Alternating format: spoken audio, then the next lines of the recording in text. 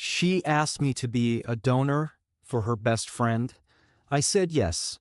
2 months later, I found their shared notes app called Our Baby No Dad.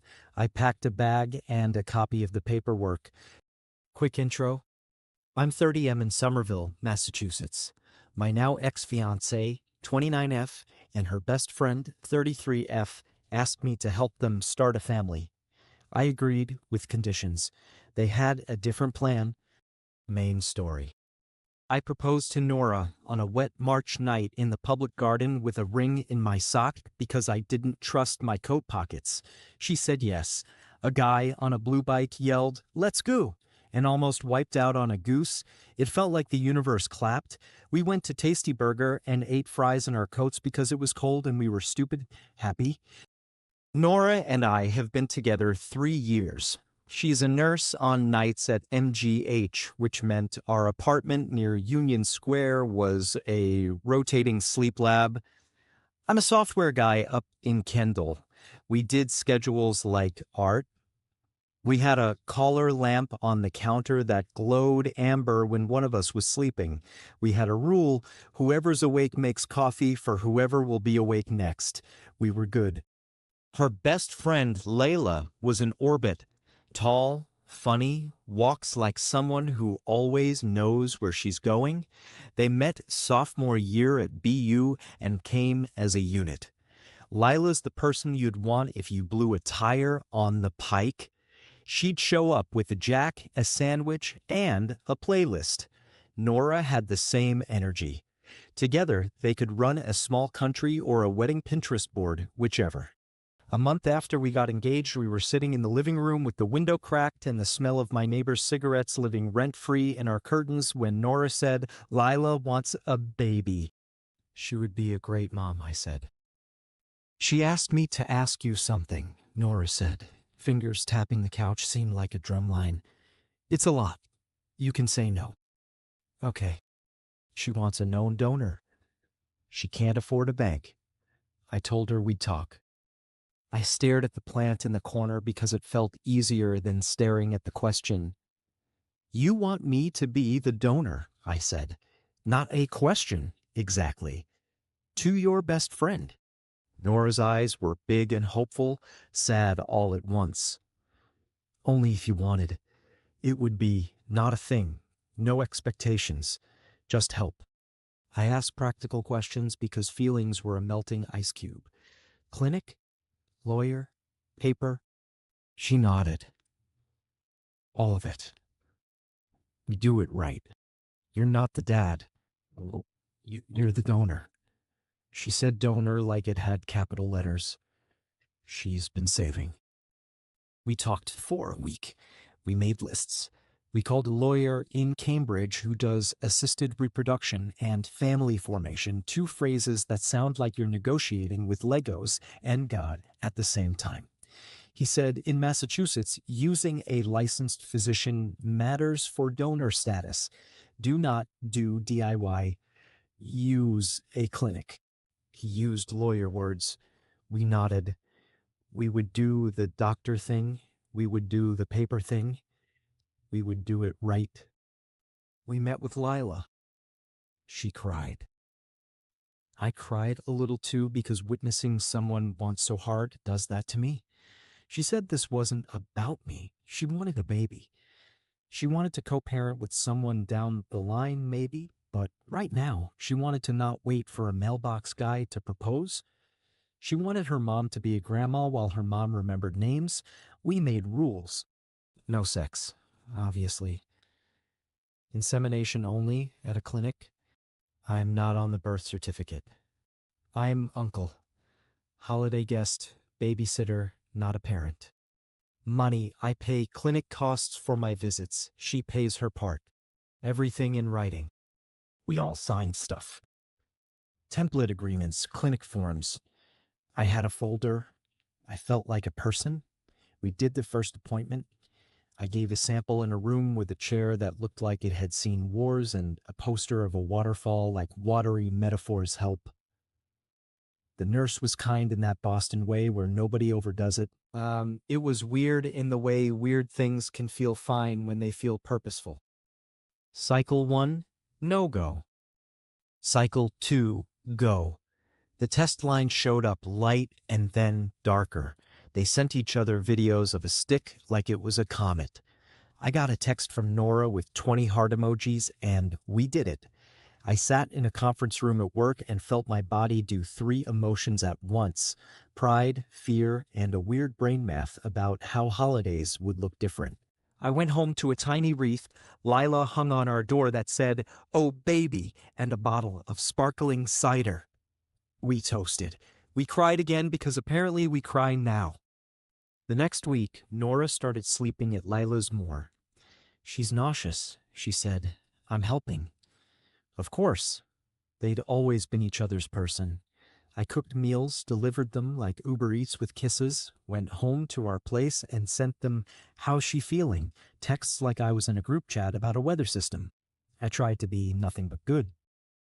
At 8 weeks, I was at Nora's, waiting for her in our little hallway because the buzzer was busted and I hadn't gotten a text yet. Her iPad was on the coffee table, open to notes. I didn't mean to snoop. The title on the top note was hard to not read: "Our Baby, No Dad." My stomach did a drop I can't describe. I didn't touch the iPad. I read with my eyelids. It was a checklist. Nursery paint, stroller, help from mom, budget. Then paperwork to make sure my name can't claim anything possible, move to Portland if he flips, and in a bullet so small my eyes had to lean, tell mom about us before second trimester. Under that, he thinks he's being generous. He is. Don't let him feel like a dad. I must have made a noise. Nora came in, keys in the door, hair in a messy bun, face soft, and saw my face.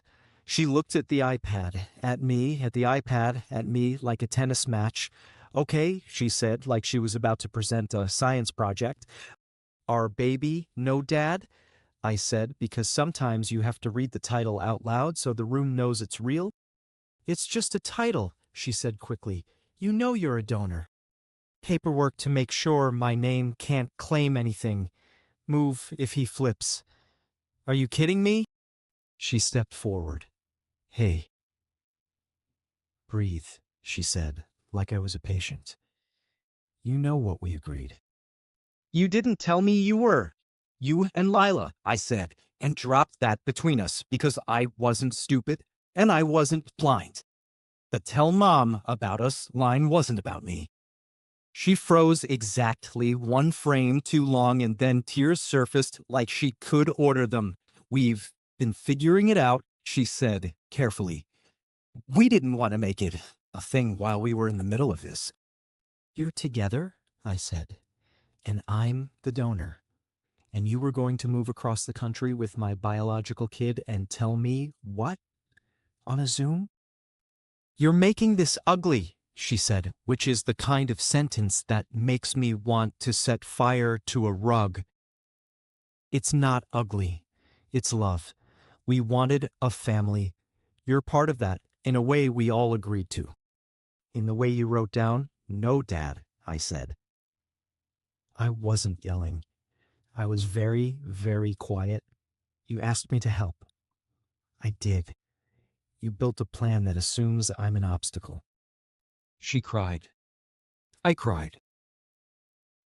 She smelled like ginger and saltines. She sat on our gray couch and didn't look at me at first. "I shouldn't have titled it like that," she said. "I didn't want to hurt you. We just are terrified of someone changing their mind and ripping a baby away. We were trying to make a plan for every scary thing. The idea of you deciding at month 8 that you want to be dad." She stopped, pressed her mouth together, then finished, "I would die." "I wasn't going to do that," I said. "But you were planning to run if I didn't make the exact shape you drew in your heads." Nora said we should have told you about us. We didn't know how. I didn't know what we were yet. I didn't want to freak anyone out. "You freaked me out," I said, and stood up because sitting felt like drowning. I packed a bag, socks, shirts, the ring box because I couldn't look at it on the dresser. Nora followed me through the apartment with sentences like gauze: "We can talk." Don't leave angry. Don't make this into a war. We're on the same side. I said, you chose a side. I see it. I called my buddy Matt in Cambridge. He has a lumpy couch and a wife who is stone cold reasonable. He said, come, we have chili. I slept on their couch. I stared at the ceiling and counted all the ways I felt stupid, because that's a thing your brain does at 2 a.m. when the heater hums and someone's cat decides your sternum is a bed. In the morning, I called the lawyer. I need to know if the paper we signed means what they think it means, I said. He asked, did you use a licensed physician for insemination? Yes, I said. My voice broke saying it because the relief I wanted wasn't in there. Good, he said. Massachusetts is clear. If a licensed physician performs it and intent is donor, donor is not a parent. He paused. That doesn't mean you can't be involved if everyone wants it. It means you cannot be forced to pay child support, and you don't have parental rights unless you do additional legal steps. He exhaled through his nose like people do on the phone to mark a paragraph. Do not do anything outside the clinic. Do not pay direct for her medical bills. Keep it clean. I already paid for my visits, I said. That's fine, he said. And he didn't want to say it, but he needed to. Be prepared for the feelings not to match the paperwork. Update 1. I moved out 2 months into Leela's pregnancy. Nora told her mom about them. It went how those things go, crying, relief, more crying, weird jokes to make the room stop buzzing. Her mom hugged me and said, I love you. I love my daughter. People are box sometimes. I don't know what to tell you. I hugged her back. Then I left the house I thought I'd bring a baby home to and went to sleep on Matt's couch again. We called off the engagement in a way that felt like grading a paper objective tone, red pen. We divided kitchen, electronics, and stuff that smells like us. I kept the cast iron skillet. She kept the Dutch oven. I handed her the ring, not because I wanted to be noble, but because I couldn't look at it. I asked if they still wanted me around as uncle. Nora said yes. Lila said yes. I said I needed a minute. A minute is a funny word. It grew. Small USA.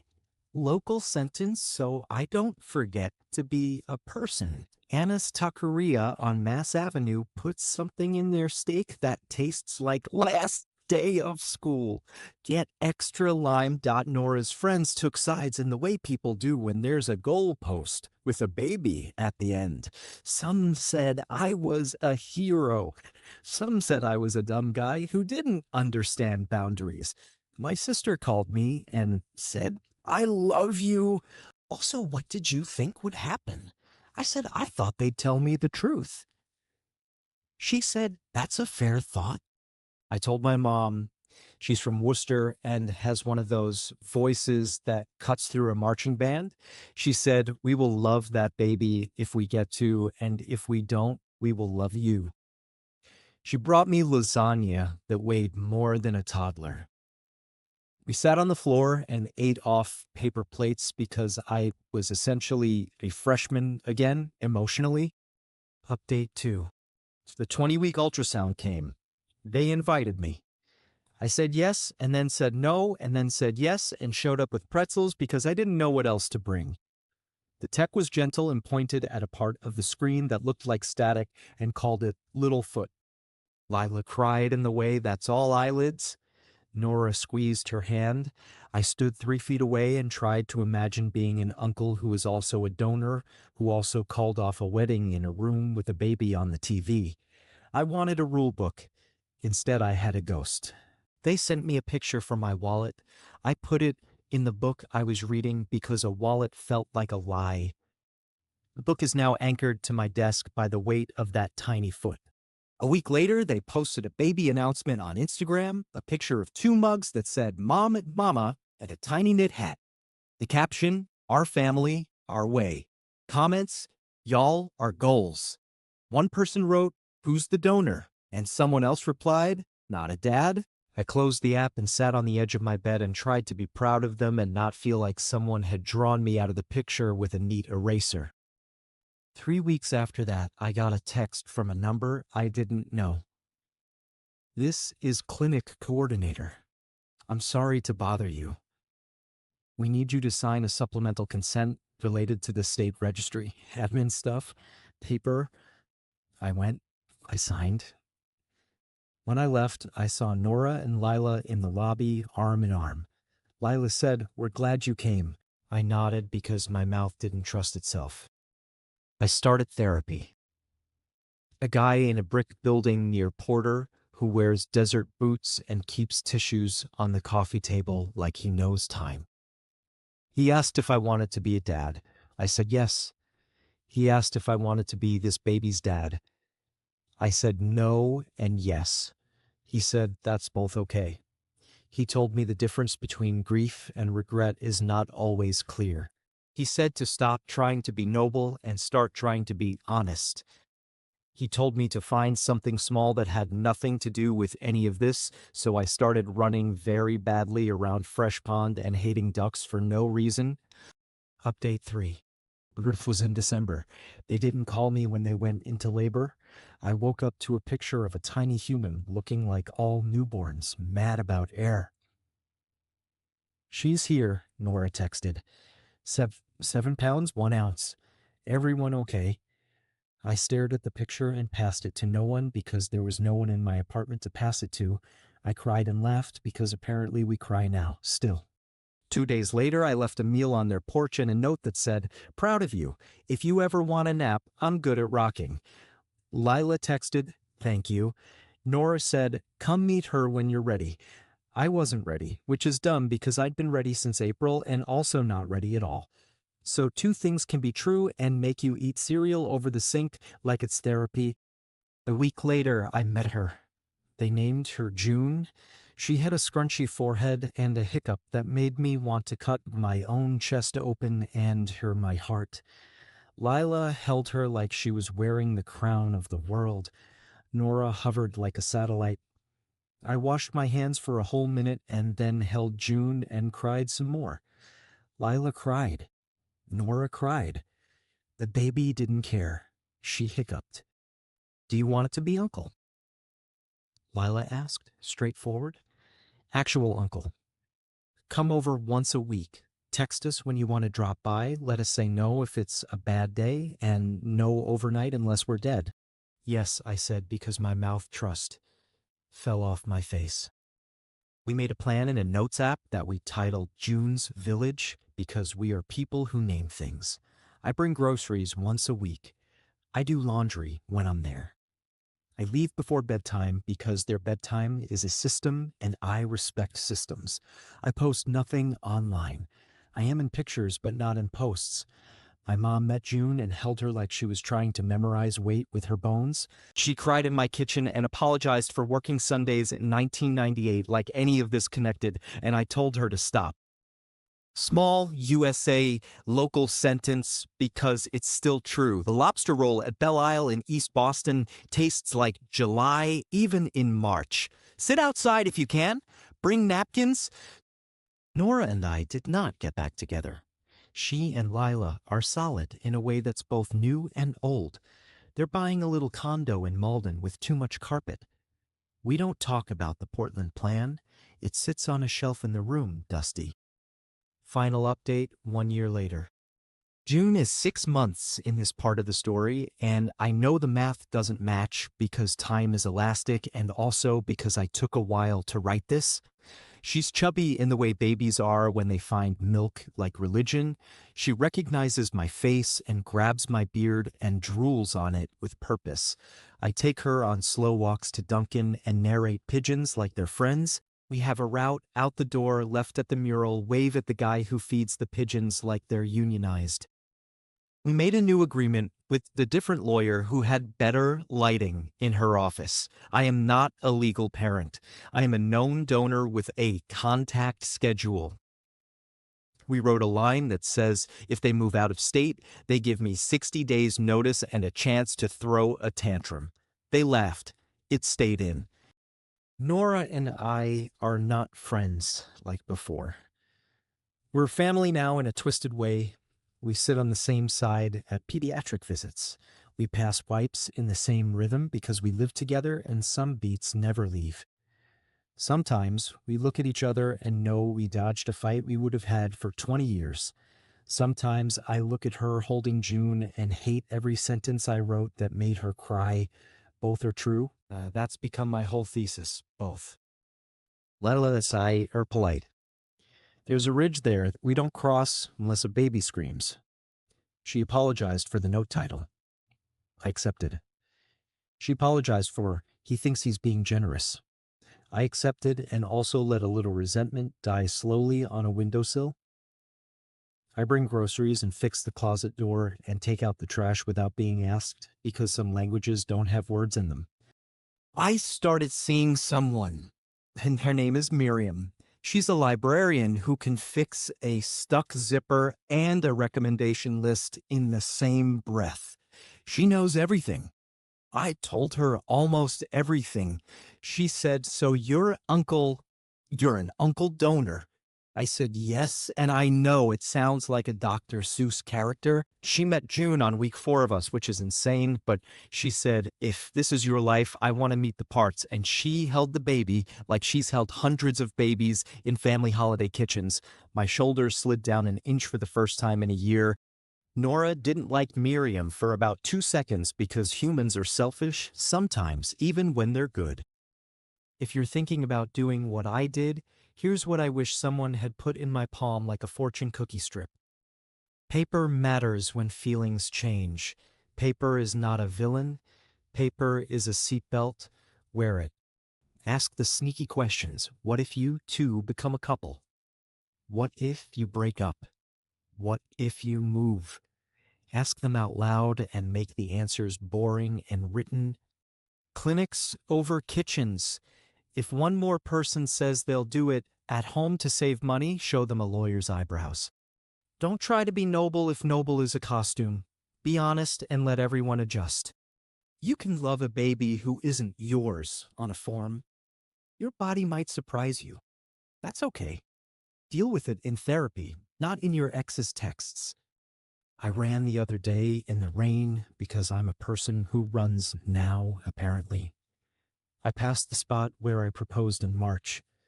A goose side-eyed me like geese do, like they're benching you in a game you didn't know you were playing.